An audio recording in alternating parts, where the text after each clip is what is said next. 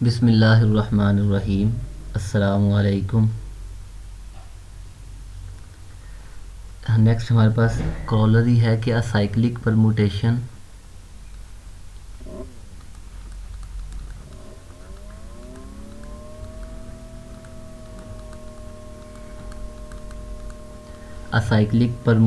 Of length m is a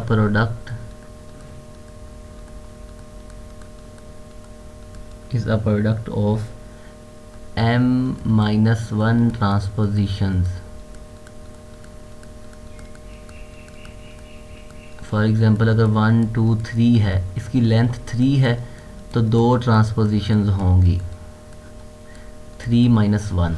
हमने कहा था कि कोई भी हमारे पास अगर परमुटेशन है phi is equal to cyclic permutation है x1 x2 up to xm, तो उसे हम लिख सकते हैं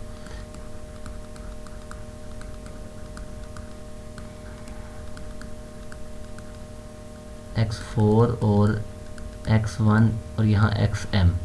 यहाँ 2 है, ये पहली परमुटेशन है, ये दूसरी, ये तीसरी। यहाँ 2 है तो यहाँ 1 है, 3 है तो 2, 4 है 3, अगर यहाँ m है तो m minus 1।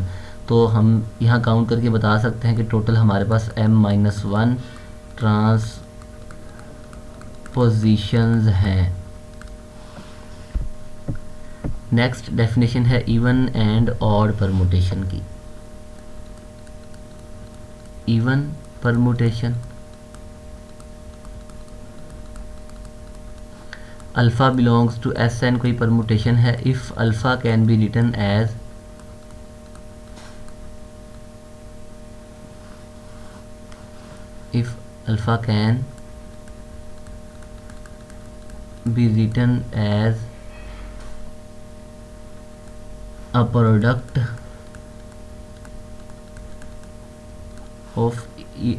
a product of an even number of transpositions।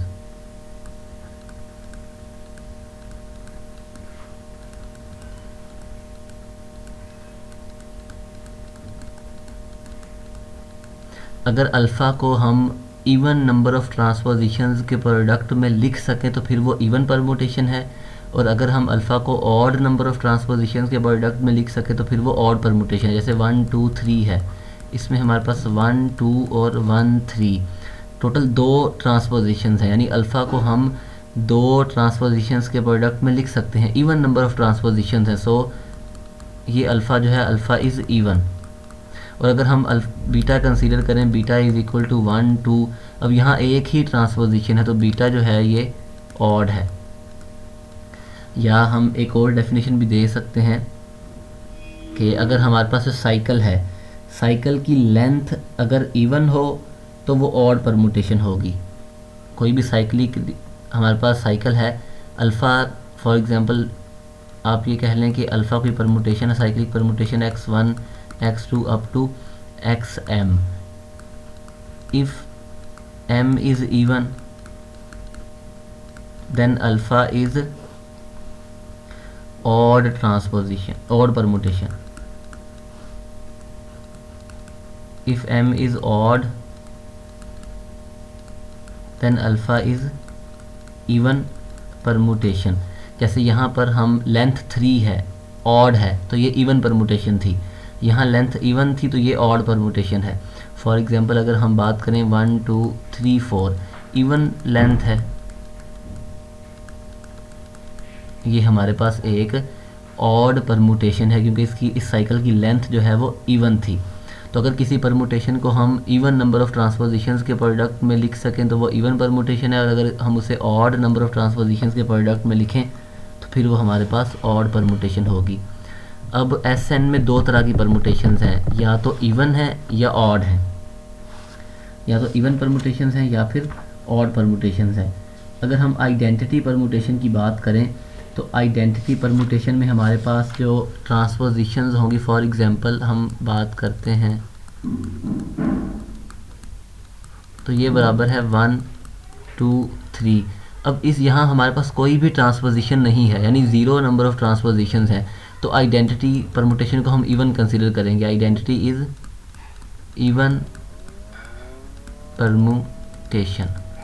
अब या तो इवन परमुटेशन है या ऑड है, तो हम कहते हैं कि अगर हम इवन परमुटेशंस की कलेक्शन बना लें तो वो सब ग्रुप होगा। ऑड की बनाएंगे तो वो सब ग्रुप इसलिए नहीं होगा क्योंकि आइडेंटिटी इवन है, तो ऑड परमुटेशन में आइडेंटिटी नहीं है। जब आइडेंटिटी नहीं है तो फिर वो कलेक्शन सब ग्रुप भी नहीं हो सकती। लेट ए एन जो है, A N denote the set of all even permutations in S N, in S N. तो हमने ये बताना है कि एस, ये जो ए एन है ये ग्रुप है। ए एन जो है हमने ये शो करना है कि ए एन ग्रुप है। उससे पहले हम ये देख लेते हैं कि अगर हम इवन परमुटेशंस को मल्टीप्लाई करें तो क्या आंसर होगा। अगर ऑड को मल्टीप्लाई करें तो फिर हमारे पास उसका क्या आंसर होगा। अगर हम इवन परमुटेशन को इवन परमुटेशन से मल्टीप्लाई करेंगे तो हमारे पास जो आंसर है वो इवन ही होगा। मतलब कि हम ये कह सकते हैं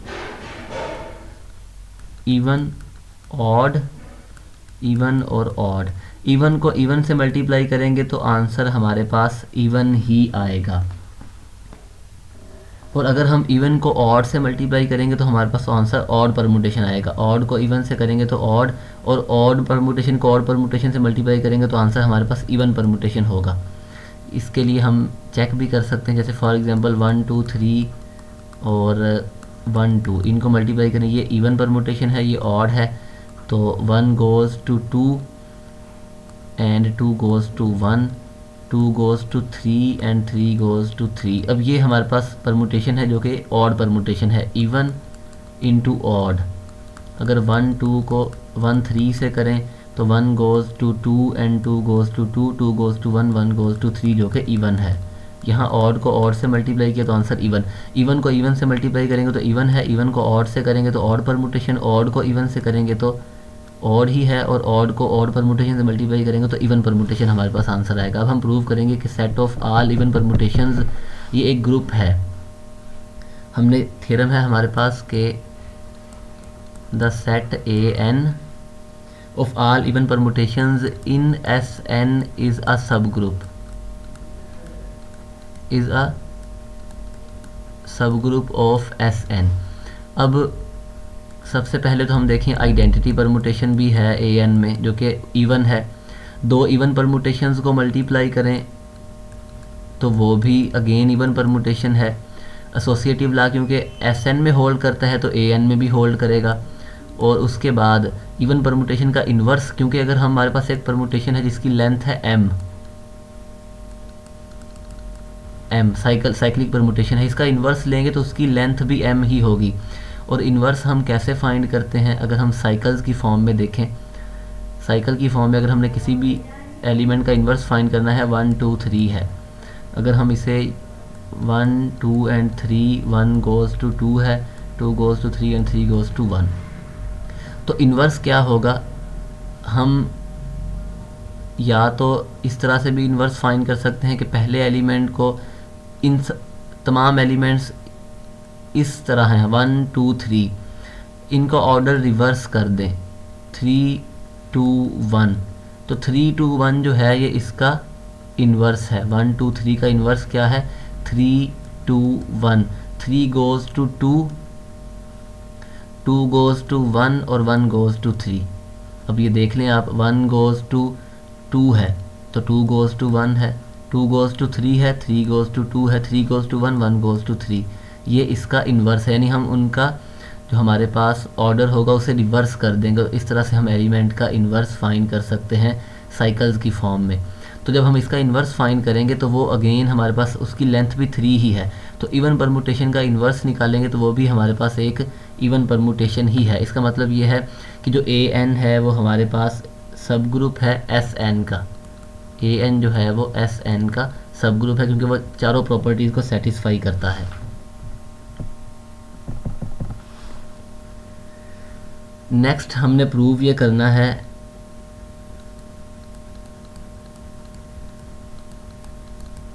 the alternating group A N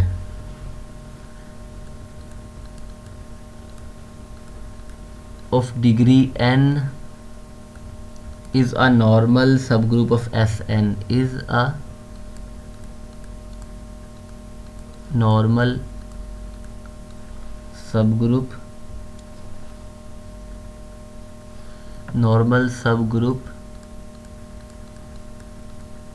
of Sn। अगर हमने नॉर्मल प्रूव करना है तो हमें शो करना होगा कि An का जो इंडेक्स है वो 2 है, क्योंकि अगर किसी सब ग्रुप का इंडेक्स 2 हो तो वो नॉर्मल होता है। हम एक फंक्शन डिफाइन करते हैं f Sn से C2 तक, सच डैट के हम f को अल्फ़ा पर अप्लाई करें तो आंसर 1 होगा अगर अल्फ़ा इवन है, अल्फ़ा इज़ इवन, और आंसर -1 होगा अगर अल्फ़ा इज़ ऑड। अब ये ऑन टू मैप है, हमने प्रूव करना है कि ये होमोमॉर्फिज्म भी है। अब हम लेट करते हैं कि let alpha beta belongs to Sn, homomorphism prove करना है तो इसके लिए हमें ये शो करना पड़ेगा कि f of alpha into beta ये बराबर है f of alpha f of beta, इसके बराबर है। अब अल्फ़ा और बीटा दोनों इवन भी हो सकती हैं, दोनों ऑड भी हो सकती हैं। पहली इवन है दूसरी ऑड, पहली ऑड है दूसरी इवन। पहली पॉसिबिलिटी ये है कि बोथ इवन है, दोनों जो हैं वो हमारे पास इवन परमुटेशंस हैं। तो हम ये कह सकते हैं कि अल्फ़ा इंटू बीटा ये भी एक इवन परमुटेशन होगी, और इवन परमुटेशन के केस में आंसर 1 है। और f of alpha into F of beta, क्योंकि दोनों इवन थी तो 1 इंटू 1 ये भी 1 है, तो इसका मतलब ये है इस केस में ये होमोमॉर्फिज्म है, क्योंकि ये बराबर है f of alpha f of beta. हम कहते हैं कि एक इवन है और एक ऑड है, तो फिर alpha into beta is odd, तो इसका मतलब ये है f ऑफ अल्फ़ा बीटा जो है ये ऑड है, तो आंसर -1, और f of alpha into F of beta का आंसर क्या होगा। अब एक इवन है एक ऑड, तो इसका आंसर भी -1, तो इस केस में भी ये होमोमॉर्फिज्म। अगर ये इवन है तो 1, ये ऑड है -1, अगर ये ऑड है तो ये -1, और ये इवन है तो ये +1। सिमिलरली थर्ड केस है कि दोनों ही ऑड हैं, दोनों ऑड हैं तो alpha into beta is even, ये इवन है। f ऑफ अल्फ़ा बीटा किसके बराबर आएगा 1 के, और दोनों ऑड हैं, दोनों हमारे पास ऑड हैं, तो इसका मतलब ये है कि ये बराबर होगा -1 इंटू -1 इज़ इक्वल टू 1। तो तीनों केसेस में f जो है हमारे पास होमोमॉर्फिज्म है, तो इसका मतलब ये है f is homomorphism, f is homomorphism. और f ऑन टू भी है, f इज़ ऑन टू। और जो फर्स्ट फंडामेंटल थ्योरम ये कहता है कि अगर हमारे पास फाई जो है वो ऑन टू हो तो g बाय कर्नल फाई जो है आइसोमॉर्फिक होता है इमेज ऑफ फाई के। अब इमेज यहाँ पर है -1 और +1, ये इमेज है। कर्नल हमने फाइंड करना है, कर्नल फाइंड करते हैं, kernel of f alpha belongs to Sn such that f of alpha is equal to 1। तो इवन परमुटेशंस के लिए ही आंसर 1 आ रहा है, तो कर्नल an के बराबर है। कर्नल किसके बराबर है an के, तो इसका मतलब ये है Sn बाय an जो है वो आइसोमॉर्फिक है -1 और 1 के। अब क्योंकि इन दोनों का ऑर्डर सेम है, इन दोनों का ऑर्डर सेम है, तो हम कह सकते हैं Sn बाय an का जो ऑर्डर है वो बराबर है 2 के, और इसका मतलब ये है an का इंडेक्स 2 है। और यहाँ से हम ये भी कह सकते हैं Sn का ऑर्डर डिवाइडेड बाय 2 बराबर है an का order. So an is normal in Sn having order Sn over 2, जो Sn का ऑर्डर क्या है n फैक्टोरियल बाय 2, यानी इसका ऑर्डर n फैक्टोरियल बाय 2 है और इंडेक्स 2 है, तो सो an is normal in Sn।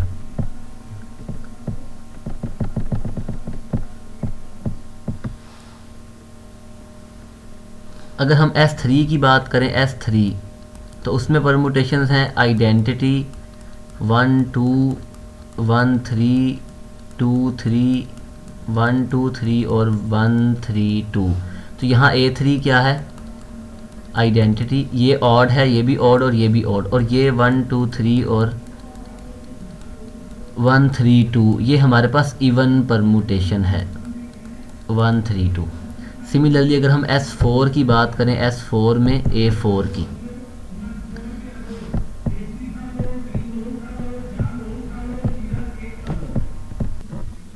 अब अगर हम बात करें S4 की, A4 में हमारे पास एलिमेंट्स हैं 1 2 3 एंड 4। तो S4 में कौन से एलिमेंट्स आएंगे? आइडेंटिटी परमुटेशन, हम 1 को फिक्स करते हैं। पहले हम वो साइकिल लिखेंगे जिनकी लेंथ 2 है, 1 3 1 4। अब हम 2 को फिक्स करेंगे, 2 3 2 4, और अब हम 3 को फिक्स करेंगे और 3 और 4। अब हर परमुटेशन जो है वो प्रोडक्ट ऑफ डिसजॉइंट साइकिल्स की फॉर्म में लिखी जा सकती है। तो अगर हम यहाँ से दो परमुटेशंस लें जो डिसजॉइंट हो, तो उनके प्रोडक्ट से एक और परमुटेशन बन सकती है। तो 1 2 एंड 3 4 ये भी एक परमुटेशन होगी, 1 3 2 4 ये भी एक परमुटेशन है, 1 3 और 1 3 हो गया, 1 4 और 2 3 ये भी एक परमुटेशन है। अब हम वो परमुटेशन लिखेंगे जिनकी लेंथ 3 है। 1 2 3 एक परमुटेशन हो सकती है, 1 2 4 भी एक परमुटेशन हो सकती है, और 1 3 4 ये भी एक परमुटेशन है। इसी तरह से 2 3 4 भी हमारे पास एक परमुटेशन है। अब हम इनका इन्वर्स लिखेंगे। इन्वर्स के लिए हम इनके 2 3 2 1 4 2 1 ये इसका इन्वर्स है, 4 3 1 और 4 3 2। अब टोटल 1 2 3 4 5 6 7 8 9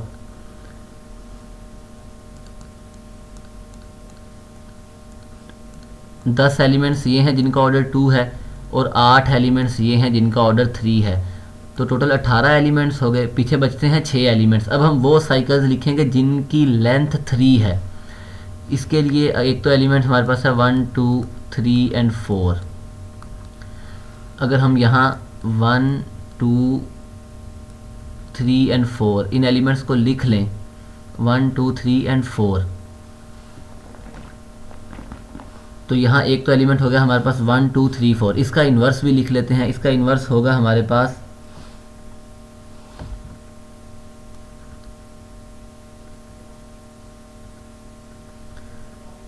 4 3 2 1, ये इसका इन्वर्स है। इन्वर्स के लिए हम एक ये काम भी कर सकते हैं कि हम पहले एलिमेंट को फिक्स कर लें, पहले एलिमेंट को, और बाकी जो एलिमेंट्स हैं उनका जो हमारे पास ऑर्डर है उसे रिवर्स कर दें, 1 और 4 3 2, ये भी इसका इन्वर्स है।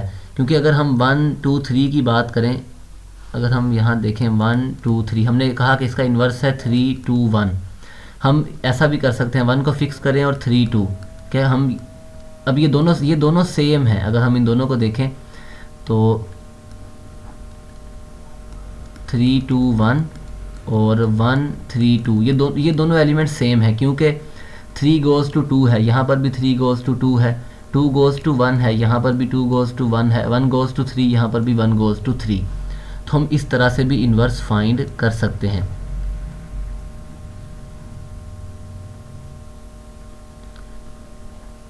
अब हमने एक एलिमेंट लिया 1 2 3 4, जो कि ये एलिमेंट आ गया, और ये हमारे पास इसका इन्वर्स है।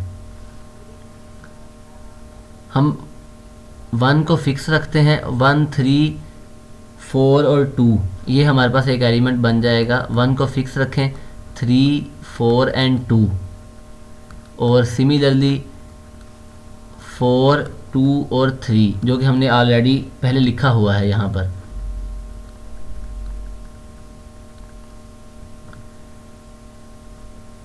और एक एलिमेंट हमारे पास होगा, अगर हम इसका इन्वर्स भी लिख लें तो ये होगा 1 2 4 एंड 3।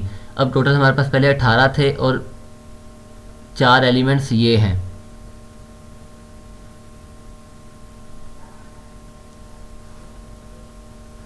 जो कि टोटल 22 हो गए, और 2 एलिमेंट्स बचते हैं, और वो कौन से एलिमेंट्स होंगे?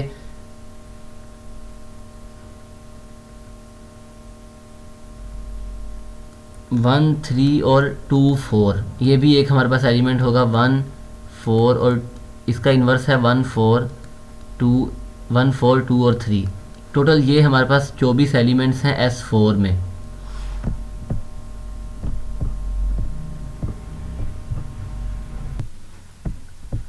और इन एलिमेंट्स को हम इस तरह से भी फाइंड कर सकते हैं। ये जो हमने 6 एलिमेंट्स लिखे हैं, हम 1 को फिक्स कर लें 1, और 2, 3 एंड 4,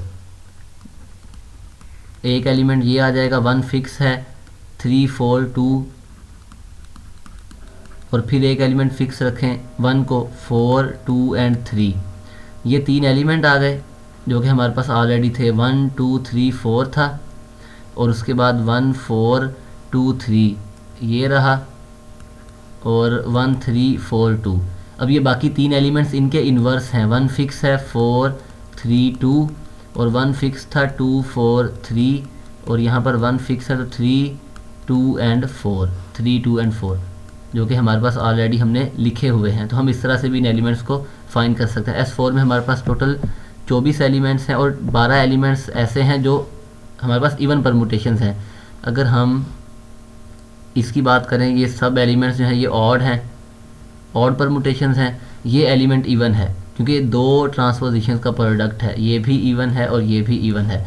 अब वो साइकिल्स जिनकी लेंथ ऑड है वो इवन है, 1, 2, 3, 4, 5, 6, 7 और 8, 9, 10, 11 और एक आइडेंटिटी 12।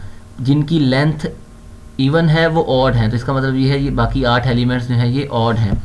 तो हमारे पास जो n में एलिमेंट्स आएंगे A4 में, आइडेंटिटी है 1, 2, 3, 4, 1, 3, 2, 4, 1, 4 और 2, 3, 1, 2, 3, 1, 2, 4, 1, 3, 4 और 2, 3, 4 और इनका इन्वर्स।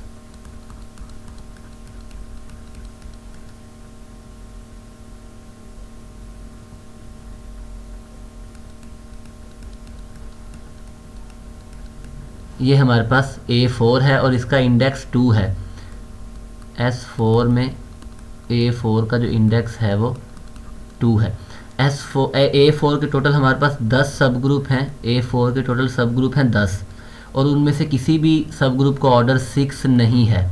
तो यहाँ पर जो हमारे पास लैग्रांज थ्योरम है उसका कन्वर्स होल्ड नहीं करता। अब 6 जो है वो 12 को डिवाइड करता है, लेकिन A4 के पास 6 ऑर्डर का कोई भी सब ग्रुप नहीं है।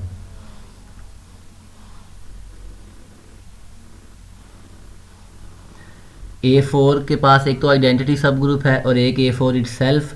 इसके अलावा सब ग्रुप्स का ऑर्डर या तो 4 है या 3 या 2, मतलब 6 ऑर्डर का कोई भी सब ग्रुप नहीं है। एक आइडेंटिटी सब ग्रुप है, इसके अलावा A4 इटसेल्फ, और जितने एलिमेंट्स का ऑर्डर 2 है हम उन सब एलिमेंट्स से एक सब ग्रुप जनरेट कर सकते हैं जिसका ऑर्डर 2 हो। तो 1, 2 और 3, ये 3 सब ग्रुप होंगे जिनका ऑर्डर 2 होगा। और हमारे पास टोटल क्योंकि 8 एलिमेंट्स हैं जिनका ऑर्डर 3 है, तो यहाँ से 4 सब ग्रुप हम जनरेट कर सकते हैं जिनका ऑर्डर 3 होगा। तो 4 सब ग्रुप्स का ऑर्डर 3 है, इसके अलावा 3 सब ग्रुप्स का ऑर्डर 2 है, तो टोटल हमारे पास हो गए 7। एक हमारे पास आइडेंटिटी सब ग्रुप है और एक ग्रुप इटसेल्फ है 9, और एक हमारे पास V4 है।